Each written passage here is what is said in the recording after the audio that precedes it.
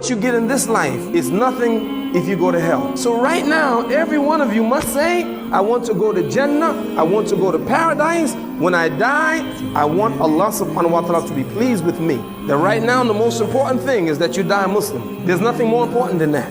I have 9 children. If my children become doctors, I'll be very happy. Or scientists, I would be very happy.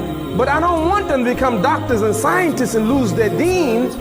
I'd rather them to sweep the streets of New York City and die as a Muslim than to become doctor and then die as a disbeliever. I swear by Allah. You want to make me happy as the father?